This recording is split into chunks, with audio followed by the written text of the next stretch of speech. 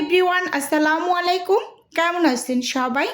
আশা করি আল্লাহ তাআলার অশেষ রহমতে সবাই খুব ভালো আছেন। আলহামদুলিল্লাহ, আমিও ভালো আছি। আজকে আমি আপনাদের সাথে শেয়ার করব অর্ডারের কলিজা সিঙ্গারাগুলো আমি যেভাবে রেডি করে ফ্রোজেন করে ডেলিভারি করি, তো সেই রেসিপিটাই আপনাদের সাথে A to Z শেয়ার করব। তো যারা ঘরে বসে হোমমেড বিজনেস করতে চান বা শুরু করেছেন, তো তাদের জন্য ভীষণ উপকারে আসবে। প্রতিনিয়ত যারা আমাকে ফোন করে বিভিন্ন কিছু জানতে চান, তাদের কাছে অনুরোধ রইল পুরো ভিডিও জুড়ে আমার সাথেই থাকবেন। আমি ছোটোখাটো টিপস সহ ভিডিওতে সব কিছু দেখিয়ে দেব। প্রথমেই এখানে আমি একটা বোল নিয়েছি এবং সেই সাথে মেজারমেন্ট কাপ মেপে এখানে আমি 6 কাপ ময়দা নিয়ে নিচ্ছি। আমি এখানে প্যাকেট ময়দাটা ব্যবহার করছি, তীর যে প্যাকেটের ময়দাটা ওইটা ব্যবহার করছি, সেটাও কিন্তু আমি বলে দিলাম। অনেক আপুরাই বিভিন্ন টাইপের প্রশ্ন করেন, এজন্য আমি একেবারে খুঁটিনাটি সব কিছু ভিডিওতে বলে দিচ্ছি। আচ্ছা, এখন এখানে আমি হাফ চামচ লবণ দিয়ে দিলাম এবং সেই সাথে উঁচু উঁচু করে এখানে 1 টেবিল চামচের থেকে একটু বেশি হবে, আর সেই সাথে 1 চা চামচ কালো জিরা দিয়ে দিলাম। এবার হচ্ছে আমি ময়াম করে নেওয়ার জন্য তেলটা ব্যবহার করছি। মোস্ট ইম্পর্টেন্ট, এখানে আমি 6 কাপ ময়দার জন্য 250 ml যে মেজারমেন্ট কাপটা থাকে, তো ওই কাপটার হাফ কাপ পরিমাণ তেল দিয়েছি। আপনারা যদি চামচের সাহায্যে তেলটা নিতে যান, চা চামচের সাহায্যে, তাহলে প্রতি কাপের জন্য 2 চা চামচ করে এখানে আপনারা তেল ব্যবহার করবেন। সিঙ্গারার ক্ষেত্রে এই তেলটা খুব বেশি ইম্পর্টেন্ট। পারফেক্টলি তেল না হলে সিঙ্গারাগুলো ভাজার পর খুব বেশি খাস্তা হয় না, তো সেটার দিকে অবশ্যই খুব ভালোভাবে লক্ষ্য রাখতে হবে। প্রতি কাপের জন্য 2 টেবিল চামচ করে আপনারা তেলটা ব্যবহার করবেন। আচ্ছা, যাই হোক, খুব ভালোভাবে আমি ময়াম করে নিয়েছি। যখনই এরকম মুঠ করলে দলা পেকে যাবে, তখন আপনাকে বুঝতে হবে যে পারফেক্টলি কিন্তু আমার ময়াম করা হয়েছে। এবার হচ্ছে আমি মেজারমেন্ট কাপ মেপে প্রথমে 1 কাপ পানি নিয়েছি। এটা নর্মাল পানি, একেবারে নর্মাল টেম্পারেচারে থাকা পানি। অনেক এই প্রশ্ন করেন যে আপু কোন ধরনের পানি ব্যবহার করেন, কুসুম গরম নাকি নর্মাল পানি? আমি কিন্তু কুসুম গরম পানি কোনো কিছুতে ব্যবহার করলে অবশ্যই সেখানে বলে দিই যে কুসুম গরম পানি ব্যবহার করেছি। এটা একেবারে নর্মাল পানি ব্যবহার করে এই যে একটা শক্ত টাইপের ডো রেডি করেছি। ভালোভাবে স্কিনে লক্ষ্য করুন, নর্মাল যে রুটি পরোটা বা আমরা পুরি তৈরি করি অতটা নরম করে কিন্তু ডোটা রেডি করা যাবে না। ডোটাকে অবশ্যই একটু শক্ত করে মেখে নিতে হবে। তো দেখুন, উপর থেকে আমি কিছুটা পরিমাণ তেল দিয়ে ডোটার চারপাশ খুব ভালোভাবে কভার করে এবার ঢাকনা দিয়ে ঢেকে রেস্টে রেখে দিচ্ছি। এই পাশে হচ্ছে আমি কলিজা সিঙ্গারার জন্য পুরটা রেডি করে নেব। চুলোতে আমি একটা প্যান বসিয়ে দিয়েছি, সেই সাথে চুলার আঁচটাকেও কিন্তু আমি অন করে নিয়েছি। এবার এখানে আমি পরিমাণ মতো তেল দিয়ে তেলটাকে একটু গরম করে এরপর আমি এখানে 5 ফোড়ন মশলাটা ব্যবহার করব। আচ্ছা, এখানে আমি একটা কথা বলছি, এই যে আমি তেলটা ব্যবহার করেছি, এই তেলটা কিন্তু কুসুম গরম যে তেলটা ওরকমভাবে একটু গরম করে তারপর 5 ফোড়ন মশলাটা অ্যাড করবেন। অনেক বেশি তেল গরম করে 5 ফোড়ন মশলা অ্যাড করলে কিন্তু মশলাটা পুড়ে যাবে, তখন পুরটা খেতে তেতো লাগবে, তো সেদিকটা কিন্তু অবশ্যই খেয়াল করবেন। এখানে আমি পেঁয়াজ কুচি দিয়ে দিলাম 2টা মাঝারি সাইজের, দিয়ে খুব ভালোভাবে পেঁয়াজটাকে একটু তেলের সাথে ভেজে নিচ্ছি। 2-1 মিনিটের মতো হবে এরকম করে ভেজে এর মাঝে কিছুটা পরিমাণ লবণ দিয়ে দিলাম, এতে করে পেঁয়াজটা একটু নরম হয়ে যাবে, তো সেজন্য লবণটা ব্যবহার করা আর কি। আচ্ছা, যাই হোক, এখন এখানে হচ্ছে আমি আদা বাটা রসুন বাটা দিয়ে দিচ্ছি। মেজারমেন্ট চামচ দিয়ে যদি আপনারা দিতে যান তাহলে 1 চা চামচ করে দিবেন। আমি চা চামচ দিয়ে 1 চা চামচ করেই দিয়েছি, উঁচু উঁচু করে না, নর্মালভাবে 1 টেবিল চামচ করে দিয়ে দিলাম। তো খুব ভালোভাবে একটু সময় নিয়ে তারপরে এই যে তেলের সাথে আদা রসুনটাকে একটু ভেজে নিতে হবে, যাতে করে আদা রসুনের যে একটা কাঁচা স্মেল থাকে সেটা চলে যায়। যাই হোক, এখানে আমি কিছুটা পরিমাণ পানি দিয়ে দিলাম, এতে করে হচ্ছে যেহেতু গুঁড়ো মশলাটা অ্যাড করব সেটা পুড়ে যাতে না যায়, তো এই জন্য আর কি।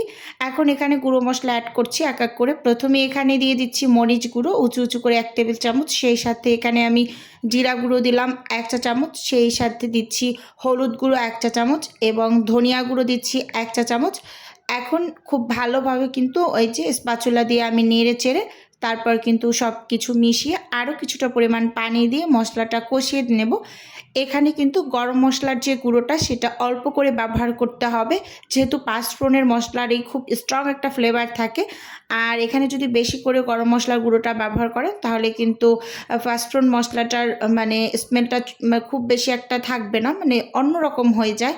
এটা খেয়াল করবেন সবসময়। তো অল্প করে দিয়েছি, হাফ চামচের থেকেও কম করে এখানে আমি গরম মশলা গুঁড়োটা দিয়ে দিলাম। তো এবার খুব ভালোভাবে মানে মশলাটা একটু কষিয়ে নিয়েছি। তেলটা যখনই উপরে চলে এসেছে তো তখন হচ্ছে এখানে আমি কলিজাগুলো দিয়ে দিলাম। আর এই কলিজাটা আমি অফ ক্যামেরাতে সেদ্ধ করে উপরে যে একটা পর্দা থাকে সেই পর্দাটা টেনে ফেলে দিয়ে তারপর ছোট ছোট করে টুকরো করে কেটে তারপরে এই যে এখন দিয়ে খুব ভালোভাবে মানে কষিয়ে নেব। আমি একসাথেই দিয়ে দিচ্ছি, মানে আলুর সাথে, যেহেতু এই কলিজাগুলোকে আগেই সেদ্ধ করা আছে তো সেজন্য আমি আলুর সাথে একসাথে দিয়েই কিন্তু খুব সুন্দরভাবে ভুনে নেব, এরকম আর কি। এখানে আমি একটু পানি দিয়ে আলু এবং কলিজাগুলোকে একসাথে একটু কষিয়ে নিচ্ছি। তো এখন হচ্ছে ঢাকনা দিয়ে ঢেকে আমি কিছুক্ষণ রান্না করে নেব। তো ভিডিওর এই পর্যায়ে এসে ছোট্ট করে নিজের বিজনেসের একটু প্রচার করছি। আপনারা তো অনেকেই জানেন যে আমার ছোট্ট একটা ফ্রোজেন আইটেমের বিজনেস আছে। যদি কেউ কোনো টাইপের ফ্রোজেন খাবার অর্ডার করতে চান বা কোনো টাইপের পিঠা অর্ডার করতে চান তাহলে স্ক্রিনে দেওয়া হোয়াটসঅ্যাপ নাম্বারে নক দিলেই কিন্তু আমি A to Z বলে দেব। আর যদি কেউ অর্ডারটি সরাসরি কনফার্ম করতে চান তাহলে স্ক্রিনে দেওয়া হোয়াটসঅ্যাপ নাম্বারে সরাসরি কল করে অর্ডারটি কনফার্ম করতে পারেন। শুধুমাত্র ঢাকা সিটির মাঝেই কিন্তু হোম ডেলিভারি করা হয়। আবারও আমি বলে দিচ্ছি, শুধুমাত্র ঢাকা সিটির মাঝেই কিন্তু ক্যাশ অন ডেলিভারিতে প্রোডাক্ট দেওয়া হয়, এরকম আর কি। এখন হচ্ছে খুব ভালোভাবে আমি কষিয়ে নিয়েছি। এরপর এখানে আমি 1 কাপের থেকে একটু বেশি হবে পানি দিয়ে একটা স্বাদে ম্যাজিক মশলা দিয়ে দিলাম। লবণটা কিন্তু অবশ্যই চেক করে তারপর স্বাদে ম্যাজিক মশলাটা অ্যাড করবেন, যেহেতু লবণ থাকে স্বাদে ম্যাজিক মশলার ভিতরে। এবার ঢাকনা দিয়ে ঢেকে আমি হচ্ছে রান্না করে নিলাম। দেখুন এই যে ম্যাজিক করে কিন্তু রান্নাটা আসলে হয়ে গিয়েছে। আচ্ছা যাই হোক, খুব ভালোভাবে আমি এখন একটু মানে স্প্যাচুলা দিয়ে আধা ভাঙা করে নিচ্ছি, মানে কিছু আলু আমি আস্ত রাখবো আর কিছু হচ্ছে ভেঙে দেব, এরকম আর কি। মানে সিঙ্গারার ভিতরে কিন্তু কিছু আস্ত আলু এবং কিছু ভাঙা আলু এরকম থাকলেই সেটা বেশি খেতে মজার হয়। আচ্ছা যাই হোক, এখন এখানে আমি 5 থেকে 6টা কাঁচামরিচ কুচি করে উপর থেকে দিয়ে দিলাম। আর আমি সবসময় কাঁচামরিচ কুচি, পেঁয়াজ কুচি, তারপর বাদাম এগুলো ব্যবহার করি, কিন্তু এই আপু বারণ করেছে এগুলো ব্যবহার করতে, কাঁচা পেঁয়াজ প্লাস হচ্ছে বাদামটা। আচ্ছা যাই হোক, এটা পুরটাকে আমি নামিয়ে নিয়েছি। এবার হচ্ছে এখানে যে ডোটা আমি রেস্টে দিয়েছিলাম তো সেই ডোটা একটু হাত দিয়ে মথে দিলাম। এরপর চাকুর সাহায্যে আমি এরকম ছোট ছোট করে কেটে নিচ্ছি। আর হচ্ছে এটা কিন্তু আমি 2 ঘন্টার থেকে একটু বেশি সময় ধরে রেস্টে দিয়েছিলাম। আপনাদের হাতে যদি কম সময় থাকে অবশ্যই 1 ঘন্টা প্লাস সময় আপনাকে রেস্টে দিতে হবে ডোটাকে, না হয় খুব সুন্দরভাবে কিন্তু মানে সিঙ্গারাগুলো বানাতে পারবেন না। তো এখন হচ্ছে আমি লেচিগুলো থেকে রুটি তৈরি করে নিচ্ছি। প্রথমে এই রুটিগুলো আঁকাবাঁকা হলে কোনো টাইপের অসুবিধা নেই। আপনি দেখতেই পাচ্ছেন এই যে প্রথম রুটিটা কিন্তু আমি আঁকাবাঁকা করেই বানিয়েছি। মাঝখান থেকে কেটে 2টা টুকরো করে নিয়েছি। আর একটু মোটা করে লম্বা করে বেলে নিতে হয়, এটা হয়তো বা আমরা সবাই জানি। সিঙ্গারার রুটিগুলোকে একটু লম্বা এবং একটু মোটা করে বেলে নিতে হয়। তো দেখুন এই যে খুব সুন্দরভাবে কিন্তু আমি রুটিগুলোকে বেলে নিতে পারছি, কারণ এই ডোটা রেস্টে দেওয়ার ফলে অনেকটা বেশি সফট হয়ে গিয়েছে। উপর থেকে হালকা করে একটু ময়দা মানে ডাস্ট করে তারপর কিন্তু বেলে নিচ্ছি। তো দেখুন এই যে এখন আমি হচ্ছে পুরটা ঠান্ডা হয়ে আসার পর সিঙ্গারাগুলোকে এক এক করে বানিয়ে নেব। একটা এই যে রুটি নিয়েছি, নিয়ে মাথার অংশটা একটু সোজা করে নিলাম, একটু বাঁকা ছিল, পানি লাগিয়ে এই একটা কোণের মতো করে নিয়েছি।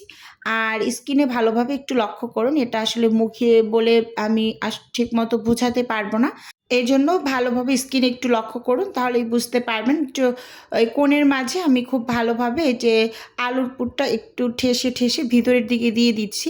তারপর মাথার অংশটা একটু পানি লাগিয়ে মুখটা খুব সুন্দরভাবে সিল করে দেব। খুবই ইজিভাবে কিন্তু আমি এই সিঙ্গারাটা বানানো দেখিয়ে দিলাম আপনাদের। খুবই সহজ এই ভাঁজটা দেওয়া, মানে আমি 2 প্রকার সিঙ্গারা বানাতে পারি, মানে 2 ভাবে ভাঁজ দিতে পারি। আমি এই যে এটা বানাই, আরও একটা ভাবে বানাই, 2টা ভাবে বানাই।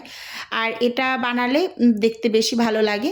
এই যে দেখুন আমি আরও একটা বানিয়ে দেখিয়ে দিচ্ছি আপনাদের। এই যে একটা কোণের মতো করে এর মাঝখানে আমি আলুর পুরটা ভরে তারপর মুখটা খুব সুন্দরভাবে সিল করে ফ্রোজেন হতে দিয়ে দেব এই সিঙ্গারাগুলোকে। অনেক আপুদের এই একটা কোশ্চেন থাকে, আপু সিঙ্গারাগুলো একটার গায়ে একটা লেগে যাবে কিনা। না, ফ্রোজেন করবেন কমপক্ষে হলেও পুরো 24 ঘন্টা আপনি এই সিঙ্গারাগুলোকে ফ্রোজেন হতে দেবেন ডেলিভারির আগে, বা 12 ঘন্টা যদি হাতে কম সময় থাকে তাহলে 12 ঘন্টা দেবেন খুব ভালোভাবে ফ্রোজেন করে, তারপর ডেলিভারি করবেন। এই যে দেখুন আমি খুব সুন্দরভাবে কিন্তু বানিয়ে নিয়েছি, পাশে কিন্তু আরও কয়েকটা রেখেছি একটা ফ্রিজে। এখন এই যে দেখিয়ে দিচ্ছি আপনাদের, এগুলোকে আমি এই ট্রের মাঝে করে হচ্ছে এখন ডিপ ফ্রিজে ফ্রোজেন হতে দিয়ে দেব। তারপর আমি মানে ডেলিভারি দেওয়ার আগে বের করে প্যাকেট করে তারপর হচ্ছে ডেলিভারিটা কমপ্লিট করব। তো দেখুন এখন এই যে আমি ট্রের মাঝেরগুলো একটু দেখিয়ে দিচ্ছি, খুব সুন্দরভাবে কিন্তু এগুলো ফ্রোজেন হয়েছে। এটা কিন্তু সারা রাতের জন্য আমি ফ্রোজেন হয়ে দিয়েছিলাম। তো এখন এগুলোকে হচ্ছে প্যাকেট করে নেব। আপনাদেরও বলছি, আপনারা যারা হোমমেড বিজনেস করতে চান খুব সুন্দরভাবে এগুলোকে ফ্রোজেন করে তারপর হচ্ছে প্যাকেট করে ডেলিভারিটা কমপ্লিট করবেন। তো এই আপুর হচ্ছে 20 পিস চিকেন রোলের অর্ডার ছিল এবং সেই সাথে 24 পিস ছিল কলিজা সিঙ্গারার অর্ডার। সেটা আমি খুব সুন্দরভাবে এই যে রেডি করে প্যাকেট করে নিলাম। তো যাই হোক, ওভারঅল বন্ধুরা আপনাদের কাছে আজকের ভিডিওটি কেমন লেগেছে চাইলে ছোট্ট একটা কমেন্টস করে জানাতে পারেন। আজকের ভিডিও পর্যন্তই রাখছি। আল্লাহ।